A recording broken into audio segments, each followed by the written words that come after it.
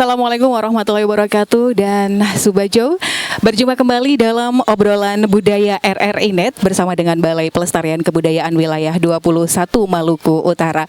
Kali ini giliran dari RRI Ternate. Pemirsa dan juga sahabat budaya sekalian, kita informasikan lebih dulu ya. Saat ini saya berada di salah satu peninggalan bersejarah yang ada di Maluku Utara, di Kota Ternate, tepatnya di Benteng Kalamata. Ini adalah satu benteng yang ada dari sekian banyaknya benteng di Provinsi Maluku Utara. Iya, pemirsa dan juga sahabat budaya, untuk obrolan kali ini ya, Torang akan membahas tentang Tuala Lipa, penutup kepala orang Ternate. Dan yang akan kita ajak berbincang tentang Tuala Lipa, penutup kepala orang Ternate ini, beliau adalah seorang sosiolog dan juga direktur lembaga buku Suba Institute. Saya sapa terlebih dahulu, ada Bapak Soekarno MA dan Esos MA. Selamat Selamat datang gitu ya Bapak ya. Mangga, selamat datang di Benteng Kalamata begitu Bapak ya. Iya. Nah, ngobrol tentang Tuala Lipa ini sendiri Bapak ya, tentu kalau masyarakat Kota Ternate, Maluku Utara, torang sudah tara asing lagi dengan istilah Tuala Lipa ya. Tapi untuk pemirsa kita yang ada di luar Maluku Utara, pasti Tuala Lipa itu apa sih ya? Dan ada sesuatu yang menarikkah dari Tuala Lipa, ataukah ada sesuatu yang unik dari Tuala Lipa itu sendiri? Betul begitu ya Bapak ya? Iya. Iya. Sangat menarik. Sangat menarik. Nah, mungkin sahabat budaya dan juga pemirsa RRI.net mungkin belum begitu paham Tuala Lipa itu yang seperti apa sih? Nanti kita akan zoom.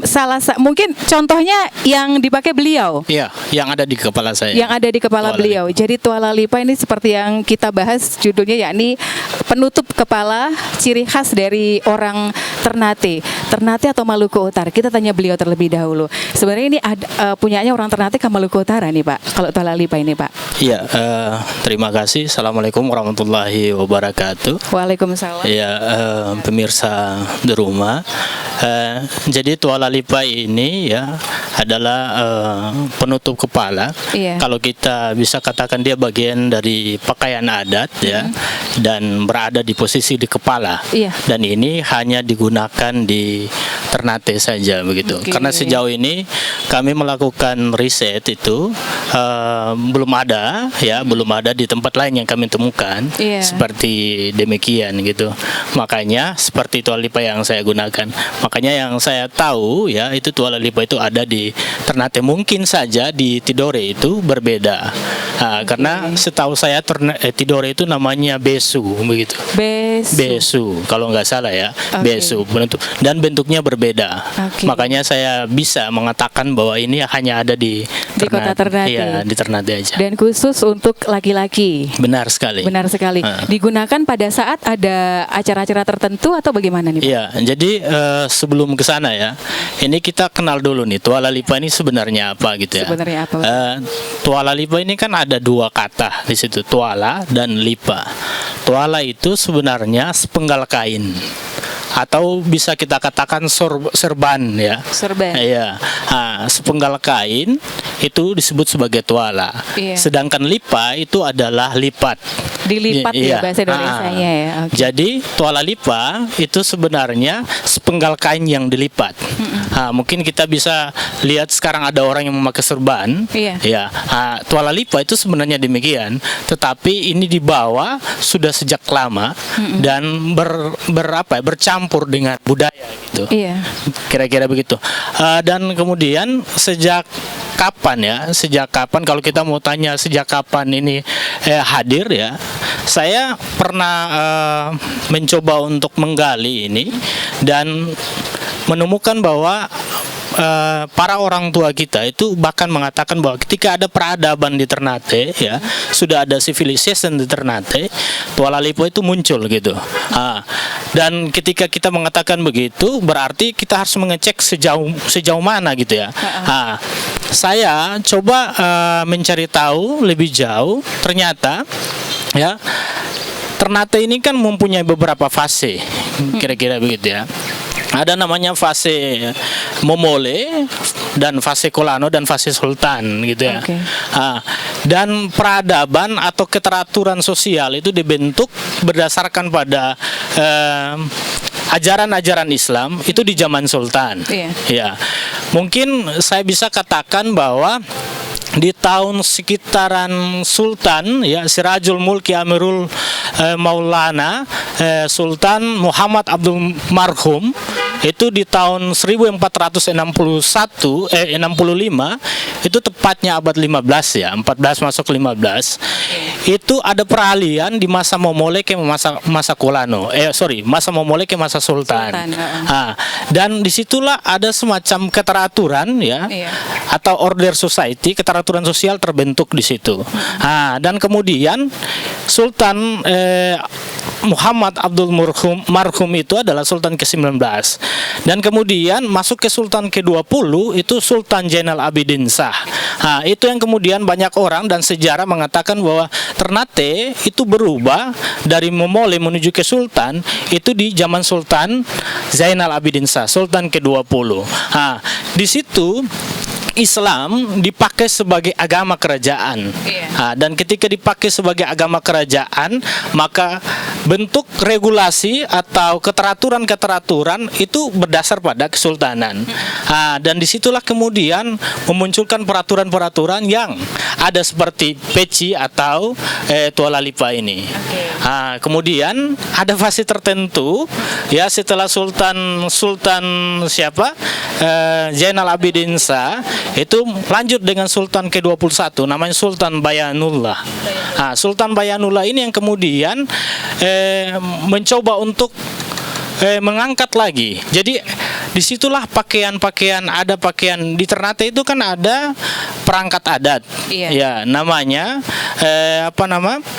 Bobato Dunia, atau dalam istilah lokal disebut sebagai Bobato Nyagimoy Setufkange, Bobato 18 dan Bobato Akhirat. Ya, Bobato Dunia itu di zaman Sultan Bayanullah dia mencoba untuk membentuk pakaian khusus para perangkat adat. Bayanullah mencoba untuk membentuk perangkat adat yang Bobato Akhirat menggunakan pakaian hitam dengan tualanya. Tualanya. Kemudian untuk Bobato Akhirat menggunakan jubah putih atau jolobe itu digunakan jubah putih. Disitulah kemudian ketika orang menanyakan kapan pakaian adat ketika saya meneliti, saya menemukan bahwa disinilah mungkin saja ya sangat kuat secara ilmiah kita bisa mengatakan keteraturan sosial itu terbentuk dan tuala lipa itu muncul di situ kira-kira. Jadi pas abad yang ke-15. Iya, masuk ke-15. Kalau tak salah abad 15 itu adalah pertama kali Islam masuk ke Maluku Utara ya, begitu ya Bapak ya? Benar, kalau kita menyesuaikan dengan periodisasi kesultanan, maka orang akan mengatakan demikian. Orang akan mengatakan bahwa disitulah Islam berkembang, bukan masuk ya. Tetapi perkembangan Islam cukup pesat di titik situ kira-kira. Jadi memang bisa dikatakan mungkin kalau sekarang kita tahu ada songkok gitu kan, begitu ya Bapak ya. Tadi ada jubah juga termasuk yang kayak untuk Bobato Dunia tadi pakai baju hitam dengan menggunakan tuala lipa juga. Kalau Bobato Akhirat juga tetap bajunya kan putih, jubah putih gitu ya Bapak ya. Pakai tuala lipa juga? Tidak. Ada yang lain lagi? Mereka tidak menggunakan tuala. Jadi menggunakan tuala lipa itu hanyalah Bobato Dunia saja. Bobato Akhirat tidak. Jadi tuala ini ada macam-macam tuala. Gitu ya.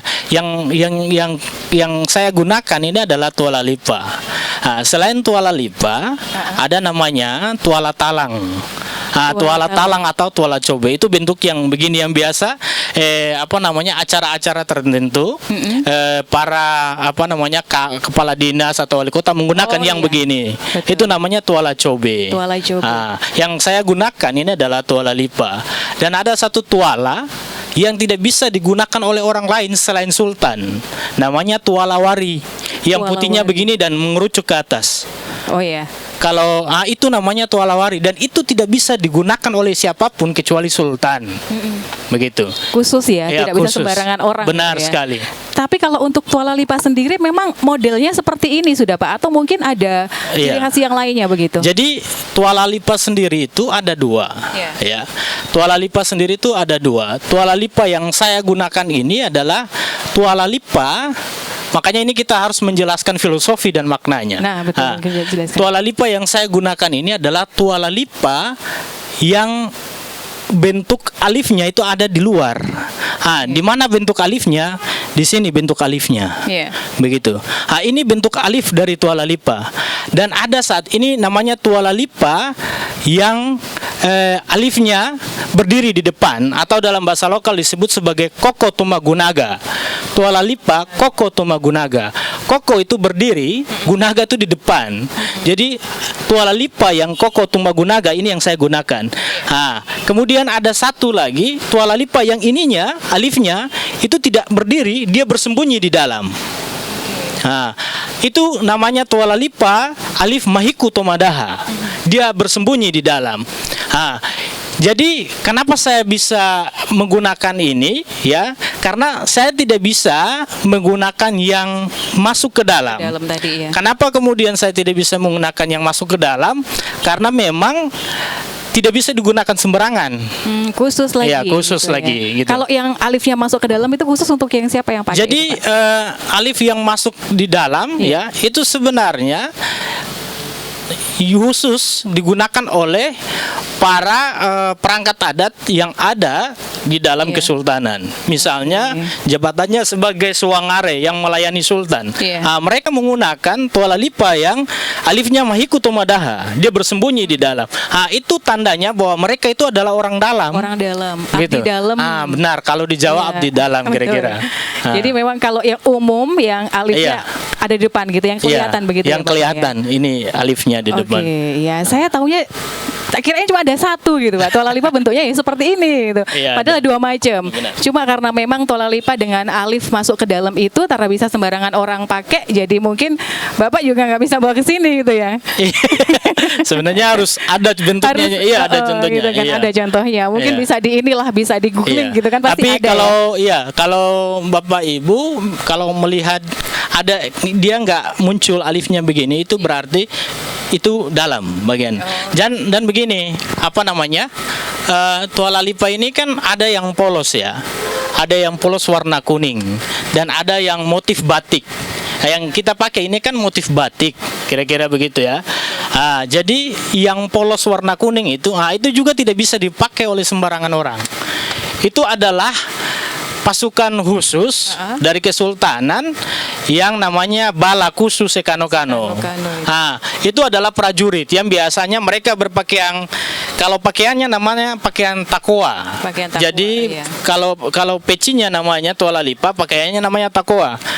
Tapi tuala lipa yang khusus berwarna kuning. Berwarna kuning. Itu untuk bala. Yang mereka pakai takoanya itu adalah berwarna merah. Gitu kira-kira.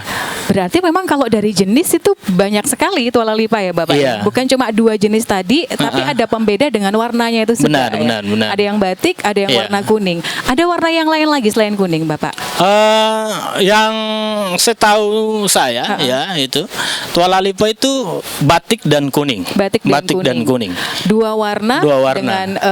Dengan menjelaskan posisi dan fungsi kira-kira begitu ya.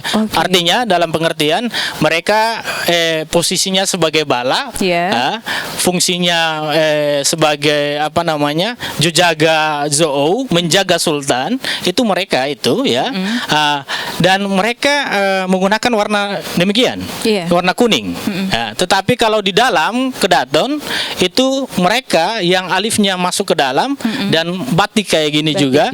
Mereka itu adalah kebanyakan mereka disebut sebagai swangare. Ya. Banyak istilah-istilah yang memang ada di Kedaton atau Kedaton Ternate, begitu banyak sekali istilah-istilahnya ya Bapak ya. Kayak kearifan lokal. Kearifan lokalnya itu memang tidak terhingga kalau untuk Kota Ternate. Itu baru Kota Ternate Bapak ya.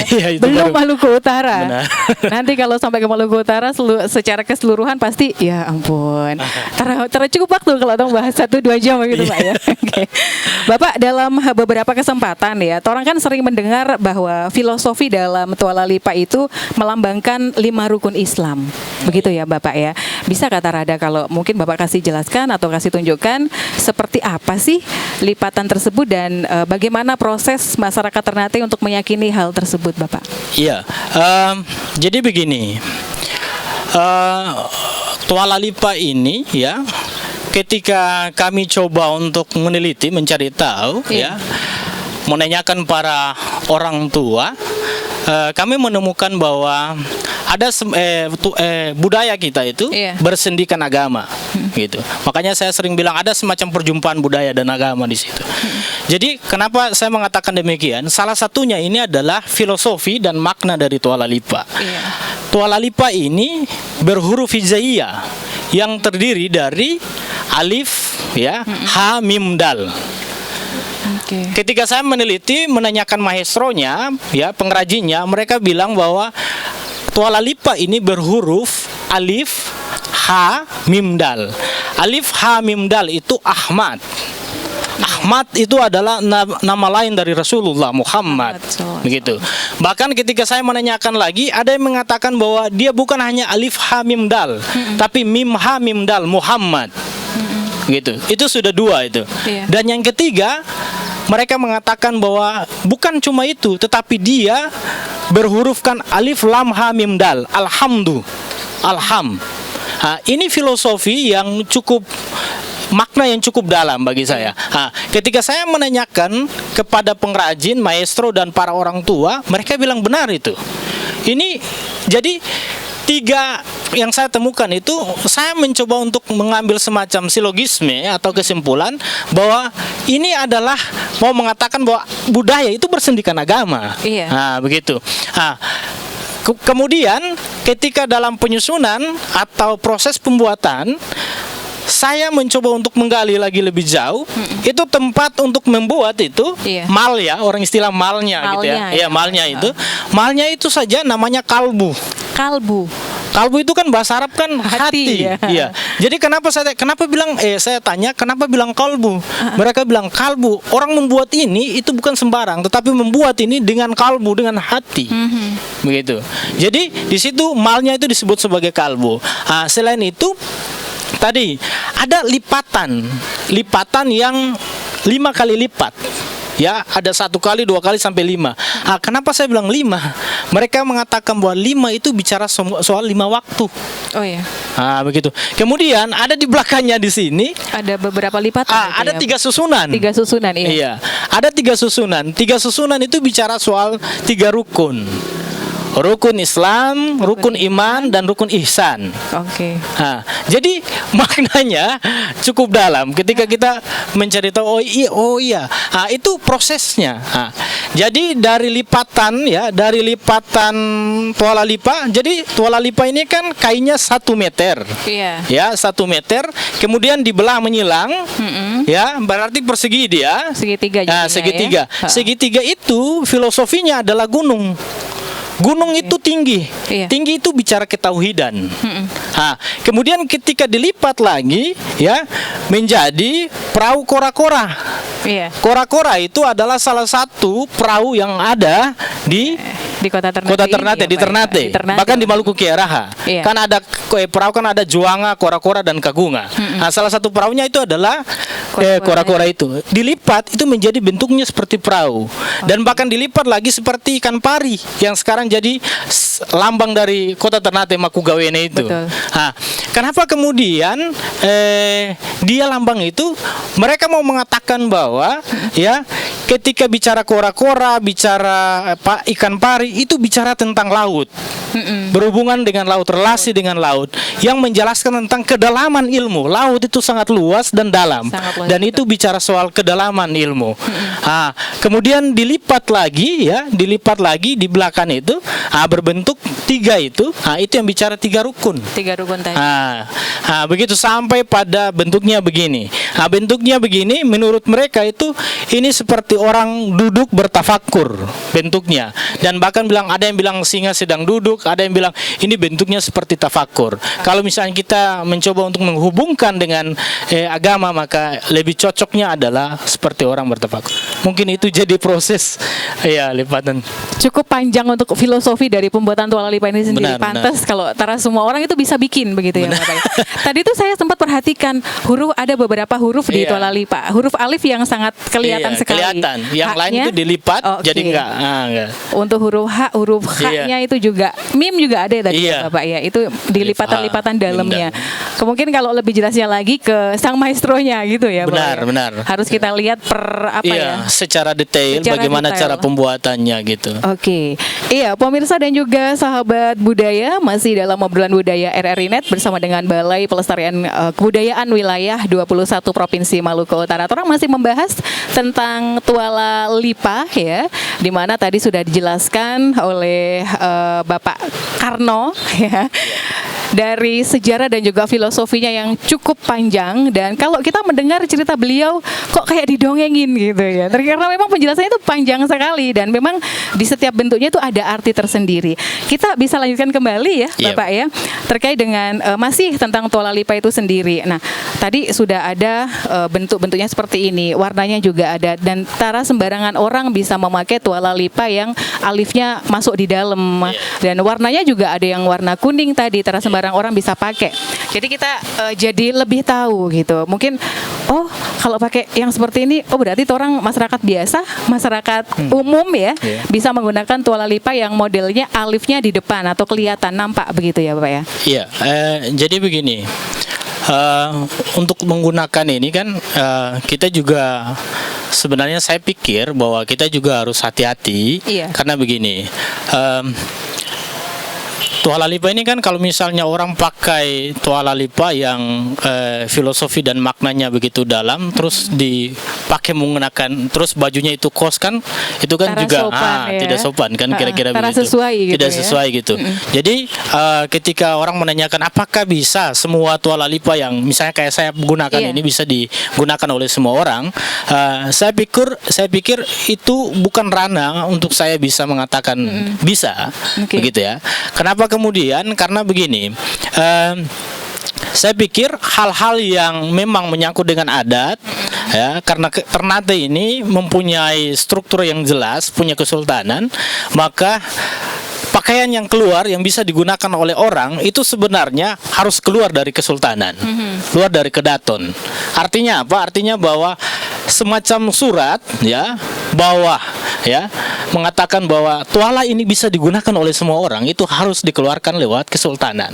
Karena kita harus pahami bahwa kita punya adat. Nah, bahkan Ternate ini kan mempunyai nilai kebudayaan yang Budaya sakral. yang Misalnya ada istilahnya Kia Segam Magugu Matiti Tumdi. Kita mempunyai nilai-nilai 7 nilai. Iya. Yang pertama itu adat seatoran. Nah, kalau kita menggunakan ini sembarang berarti kita tidak sesuai dengan adat seatoran. Makanya saya mungkin kalau orang mengatakan bilang bisa gunakan, saya izin dulu begitu. Bisa jadi gunakan. Iya. perlu izin terlebih Iya. dahulu tadi, Karena Bapak ya? kalau misalnya surat itu sudah keluar dari kesultanan mengatakan bahwa oh iya Tuala Lipa itu bisa digunakan oleh semua orang ya dengan alifnya di luar. Nah, saya pikir itu bisa. Tetapi dia keluar dari kesultanan. Kesultanan. Nah, itu yang perlu dipahami. Begitu juga dengan pakaian yang lain yang menyangkut dengan pakaian adat. Misalnya ada tuala talang yang dipakai, kan tidak semua orang bisa menggunakan. Jadi pikirnya bahwa ini adalah pakaian adat jadi digunakan asal-asalnya, nggak bisa. Karena saya pikir kita punya adat seatoran, punya istiadat sikabesaran dan seterusnya itu. Nah, itu perlu ya dikomunikasikan. Ini intinya adalah mengkomunikasikan dengan pihak yang punya wewenang, kira-kira begitu ya. Jadi kalau mau pakai atau memakai Tuala Lipa ini harus ada izinnya, harus keluar dulu dari pihak kesultanan. Iya, baiknya Sultan secara terbuka ya, kesultanan secara terbuka membuat semacam ya, Oke. semacam surat bahwa ini yang bisa digunakan begitu ya, Nah. sehingga orang sudah tidak lagi ya. Memperjelas gitu ya, Benar, Bapak memperjelas. ya. Oke. Sehingga tidak takutnya nanti ada semacam kontradiksi atau kontroversi gitu ya. Oke. Iya. Jadi memang ya harapannya begitulah tadi. Iya. Nggak sembarang orang bisa pakai Tuala Lipa ini Iya, ya. Tapi untuk maestronya sendiri, Pak, boleh kan kalau saya sedikit nyentil iya. tentang maestronya sendiri? Iya. Karena memang yang untuk menggunakan Tuala Lipa ini tidak boleh sembarangan orang. Iya. Nah, maestronya sendiri, si pembuat sendiri, apakah masih istilahnya ada berapa orang begitu, Pak, kalau Iya. di sini di Kota Ternate? Jadi begini, untuk maestro ya, kenapa dia bisa buat itu? Karena memang maestronya itu turunan. Oke. Iya, jadi ada nama maestronya itu Om Usan. Iya. Om Usan, Pak Usan itu sebenarnya sudah turunan, kalau nggak salah sudah turunan ke 5 atau ke berapa, yang dari kakek-kakeknya itu ya, itu yang mewariskan itu, begitu. Jadi dia adalah orang ya yang sekarang ini ya, yang sekarang ini satu-satunya yang membuat itu. Yang saya tahu sudah banyak tola lipa lagi yang ada, yang muncul, tetapi dia bukan dalam bentuk lipatan, tetapi dia dalam bentuk kayak apa ya, ada mal tersendiri yang hanya di ini aja. Mungkin dia lebih kelihatan looks gitu ya, lebih kelihatan bersih, tetapi kalau saya estetik tradisionalnya itu tidak sama dengan lipatan asli kayak gini. Beliau satu-satunya yang saya lihat ya, yang saya tahu bahwa dia adalah turunan dan sampai sekarang masih apa namanya, masih berkarya, iya, berkarya begitu, terus untuk mengangkat budaya dan identitas menyangkut dengan kelokalan, untuk khususnya Tuala Lipa itu sendiri. Oke, karena memang berarti memang setelah beliau mungkin juga ada penerusnya kembali Iya, gitu iya, ya. iya. Putranya atau mungkin siapa begitu ya Benar. Bapak ya. Tapi beliau itu ya punya keinginan besar untuk mengajari ke semua orang. Saya banyak bercerita dengan beliau dan beliau mengatakan bahwa kalau orang mau datang belajar pasti beliau ajarin gitu. Iya. Makanya beberapa kali kita membuat acara untuk melakukan simulasi-simulasi itu karena memang beliau ingin orang juga tahu begitu. Sehingga nanti jangan hanya terputus pada beliau dan harus ada yang regenerasinya begitu. Oke. Nah, selain itu Bapak proses perawatannya sendiri. Iya. Kalau dilihat, kalau yang asli ya, Iya. yang dapat ada kelihatan tradisionalnya, ini Benar. memang orang punya gitu loh. Perawatannya sendiri susah kata Rada ini. Yang penting jangan kenal air saja nih. Loh, kenapa nggak boleh kita boleh kena Karena air, begini, Tuala Lipa ini kan harus direndam pakai kanji. Iya. Ya, kemudian dijemur ya. Kurang lebih berapa ya, 1 jam mungkin ya. Oke. Dan dia mengeras kan gitu. Iya. Kemudian dibuat. Kalau misalnya kita kena kanji ini, kalau kena rendam gitu ya. direndam gitu, pasti dia langsung lembek lagi kan. Lembek gitu. lagi. Iya. Nah, kalau dijemur lagi enggak seperti Iya, semula karena ya? sudah bentuknya sudah ini kan. Oke, udah berubah Lagi ya? kan. Nah, Oke, jadi untuk perawatan cukup ditaruh di tempat yang mungkin tidak ada debunya di situ, iya, mungkin benar. gitu ya Pak ya. Kalau ada kaca ditaruh di dalam gitu biar dia ya kelihatan ya. Tidak, inilah kalau seperti yang tadi Pak Karno bilang, Tara boleh ini kalau dicuci. Kalau sampai dicuci nanti ya bentuknya udah berbeda lagi gitu ya. Terus Benar. sesuai gitu kan. Iya, iya. Selain itu Bapak, untuk Tuala Lipa, bagaimana Tuala Lipa itu digunakan untuk mempertahankan identitas ya, Iya. khususnya budaya dan juga warisan leluhur di kota kita Ternate ini. Iya. Saya bersyukur sekali ada acara yang seperti begini, begitu ya. Kenapa kemudian bagi saya ini adalah satu pintu masuk ya, yang mengkonstruk kesadaran masyarakat tentang itu ya. Orang mungkin banyak menggunakan Tuala Lipa, tetapi hanya batas menggunakan semata. Dia belum sampai pada consciousness-nya, belum sampai pada kesadaran dia, begitu. Bahkan ketika anak-anak negeri ini yang muda-muda, dia menggunakan Tuala Lipa, saya tanya Tuala Lipa itu apa, pasti mereka banyak Tara yang tahu, ya? Tara tahu gitu, Oke. banyak yang belum tahu. Makanya disitulah juga menjadi semacam keinginan besar kami untuk mencoba menguraikan itu dalam bentuk, karena memang Ternate ini ya lebih kuat lisannya dibandingkan tulisannya. Tulisan. Keinginan kami untuk bisa sampai kepada semua generasi, Iya. dan itu intinya adalah mengkonstruk kesadaran sehingga identitas budaya itu dia tidak hilang begitu hilang, saja begitu. oke. Tidak bisa dimakan zaman lah begitu. Betul. Itu yang paling penting saya pikir. Betul. Kalau memang cuma sebatas lisan saja ya, kalau torang ini Iya. kalau panjang umur alhamdulillah Benar. gitu kan. Torang tidak tahu Iya, gitu. kalau orangnya sudah meninggal gimana? Sudah terputus Sudah informasi terputus itu informasi. ya. Kalau dibukukan insya Allah bisa sampai kapanpun gitu ya Iya. Bapak ya. Nah, untuk proses pewarisan semacam keterampilan pembuatan Tuala Lipa sendiri Bapak, tadi kan sudah sempat ya, sebenarnya beliau maestronya ini ngasih kesempatan gitu loh, kasih Iya. kesempatan untuk masyarakat umum siapapun yang mau belajar silakan gitu kan. Tapi sejauh ini bagaimana Pak? yang harus dipikirkan sekarang itu adalah begini. Maestro itu punya keterbatasan, saya pikir ya. Dia ruangnya juga pasti akan terbatas, gitu ya. Kemudian fasilitasnya juga terbatas, begitu. Saya pikir hal-hal yang kayak gini ini sebenarnya harus diperhatikan oleh pemerintah. Kira-kira begitu ya, untuk mengembangkan. Artinya maestro itu harus dihidupkan, gitu ya. Dia tidak hanya bergerak sendiri aja begitu, tetapi ya sejauh ini memang dia bergerak sendiri dan kita coba untuk membantu itu. Sehingga kalau pemerintah perhatikan hal demikian, saya pikir misalnya ya, dia sudah buat banyak ya. Kalau misalnya ada di tempat yang khusus tentang oleh-oleh khas gitu ya, dan itu ditaruh di sana, dijual di sana, dibuat galeri untuk itu. Itu kan bisa mencoba untuk menguatkan identitas ini. Ini tidak bisa habis begitu. Ketika ada tamu datang, kita kasih hadiah itu, gitu, itu tidak habis. Dan begitu juga proses ekonominya, maestro juga berjalan. Kemudian kan ketika harus membutuhkan produksi yang banyak, dia juga membutuhkan orang ya untuk melakukan pelatihan itu. Jadi efeknya itu sampai itu begitu. Sejauh ini perhatian pemerintah tadi kan kalau untuk produksi banyak gitu kan butuh modal juga ya Bapak, benar, ya. Otomatis benar. butuh itu. Perhatian pemerintah di sini sangat dibutuhkan, sangat dibutuhkan karena bagaimanapun juga orang tahu Tuala Lipa itu punyanya kita orang Ternate. Benar. Siapa lagi kalau bukan pemerintah Kota Ternate ya? Mungkin orang juga akan peduli. Ada nggak semacam cara atau mungkin yang usaha yang dilakukan oleh maestro begitu menghubungi atau mungkin ke pihak pemerintah daerah gitu? Iya. Kalau komunikasi ya, saya sejauh ini pernah beliau mengatakan bahwa beliau itu pernah disuruh membuat dan ditaruh di salah satu tempat untuk khusus oleh-oleh.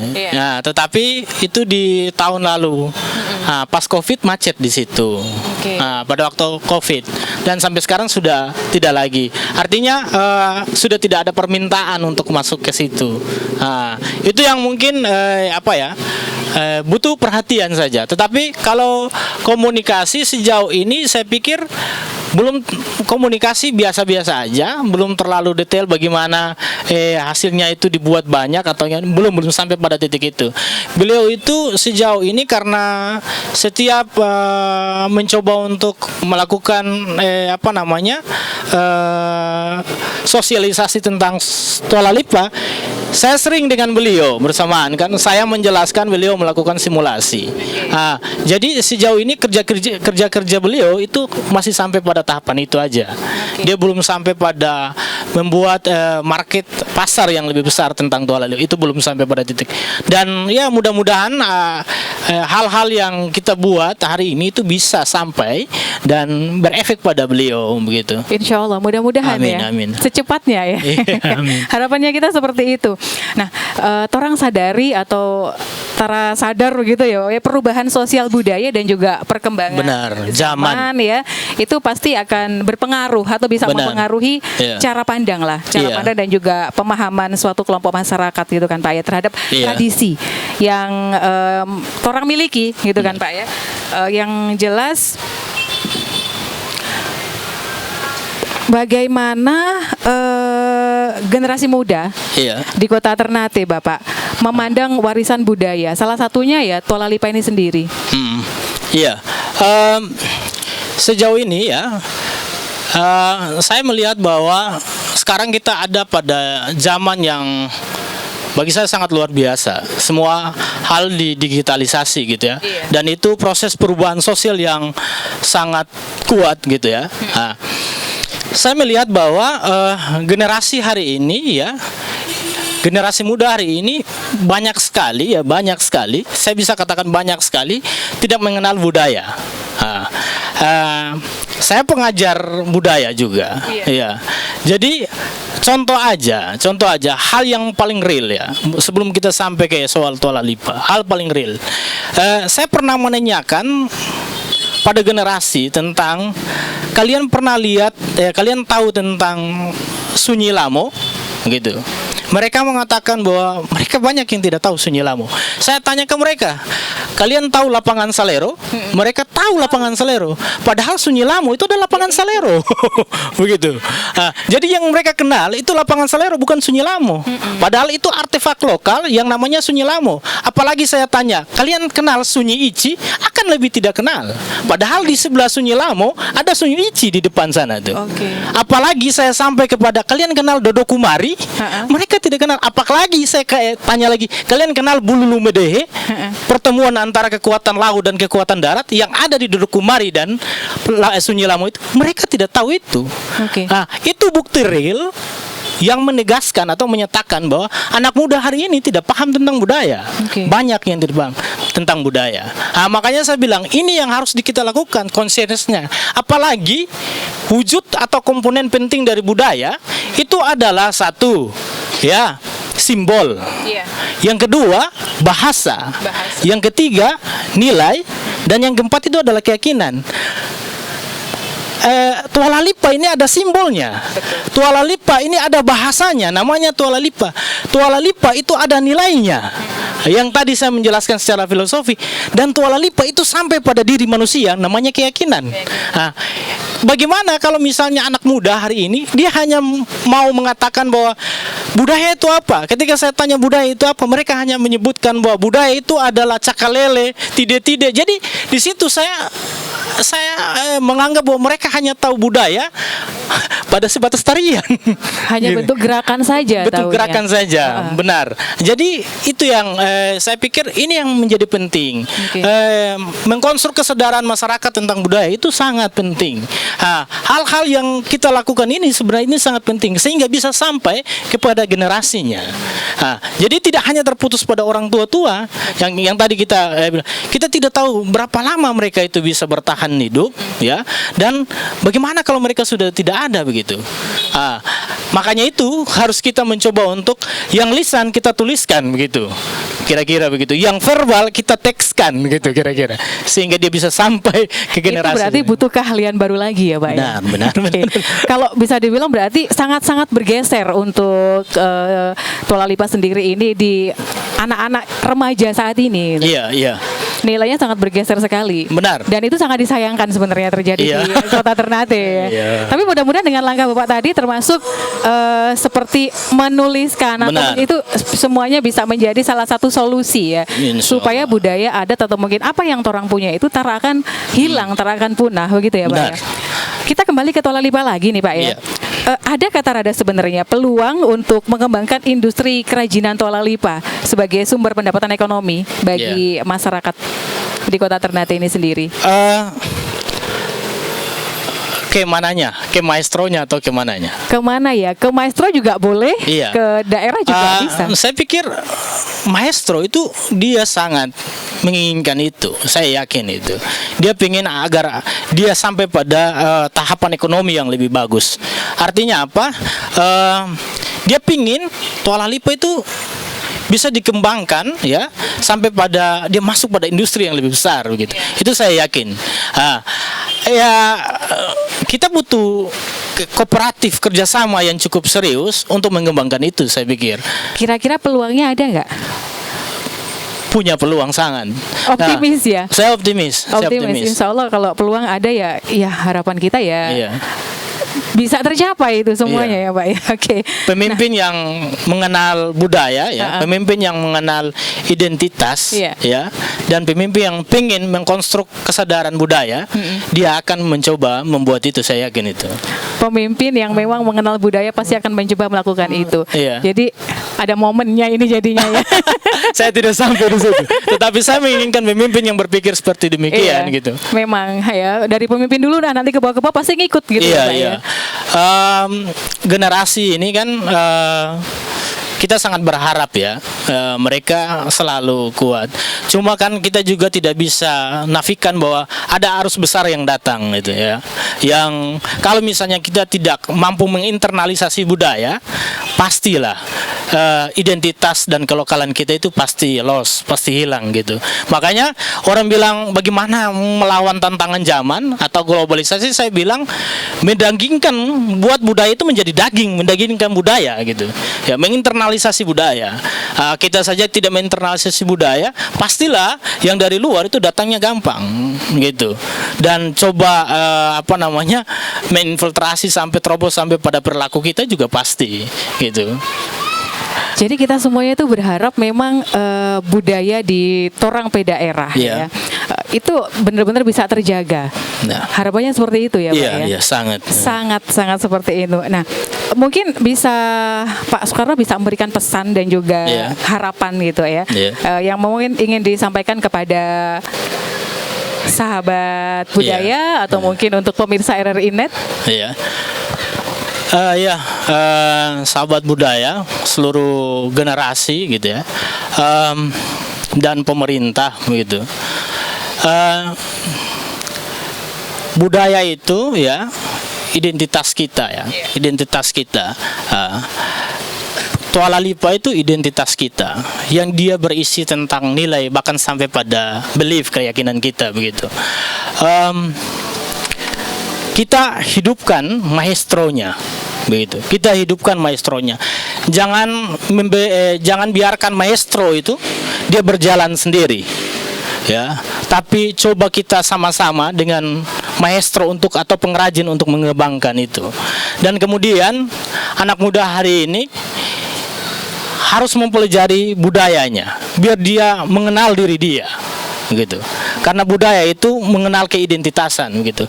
Jadi yang harus kita buat hari ini itu adalah selalu mencoba untuk mendiskursuskan, yang mewacanakan tentang budaya, sehingga bangunan kesadaran generasi ini dan generasi berikutnya itu tidak terputus dan tidak melupakan budaya, dan bahkan dia paham tentang apa sebenarnya itu budaya. Kira-kira begitu. Caranya gimana untuk kita bisa membuat generasi muda itu lebih care sama budaya itu, Pak? Pertama tadi saya bilang cobalah menulis ya. Tulisan itu dia akan bisa sampai ke orang-orang begitu ya. Buku aja itu bisa sampai ke orang-orang. Kemudian buat semacam acara-acara yang dia selalu terkait dengan budaya. Dan itu semacam langsung dia sosialisasi itu tentang budaya. Acara yang kita lakukan ini adalah bagian yang sangat penting untuk menyampaikan informasi dan membentuk kesadaran generasi ini tentang akan budaya. Itu cara yang bisa kita lakukan. Dan cara-cara itu memang ya sekarang kita lakukan. Pemerintah kota juga adalah beberapa event-event yang memang ada kaitannya dengan budaya itu sendiri begitu Pak ya. Apalagi teman-teman dari Balai Pelestarian Kebudayaan Wilayah 21 Maluku Utara. Bapak untuk closing statement mungkin terkait dengan Toala Lipa untuk saat ini? Toala Lipa itu peci ya, semacam peci yang ada di kepala kita, menutup kepala orang Ternate gitu. Dia ada di kepala dan jagalah dia seperti jaga kepala kita begitu. Karena dia penutup kepala kita. Karena dia bukan hanya atribut, tetapi dia berisi tentang nilai dan dia berisi tentang keyakinan. Bagaimana budaya itu bisa dilestarikan, menjaga mulai dari hal yang paling kecil. Mungkin itu saja yang bisa saya sampaikan. Terima kasih banyak. Terima kasih Bapak Soekarno M. Adam SOS MA. Beliau adalah Direktur Lembaga Buku Suba Institut ya, dan juga beliau adalah seorang sosiolog ya. Seperti yang tadi beliau sampaikan panjang lebar, Toala Lipa ini tempatnya di atas ya, sahabat. Tempatnya di atas, jadi ayo deh kita jaga. Ini sebagai keyakinan dan juga nilai identitas diri kita begitu sebagai orang Ternate. Begitu ya Bapak ya. Terima kasih banyak-banyak Bapak sudah memberikan banyak penjelasan tentang Toala Lipa ini sendiri ya. Dan sekali lagi kami akhiri untuk pemirsa dan juga sahabat budaya terkait dengan Toala Lipa penutup kepala orang Ternate. Ayo sama-sama kita jaga kita pe adat, kita pe budaya, dan tentunya kalau bukan kita, siapa lagi warga kota Ternate? Iya pemirsa dan juga sahabat budaya, demikian tadi obrolan kita terkait dengan Tuala Lipa penutup kepala orang Ternate. Saya pamit. Wassalamualaikum warahmatullahi wabarakatuh. Salam budaya.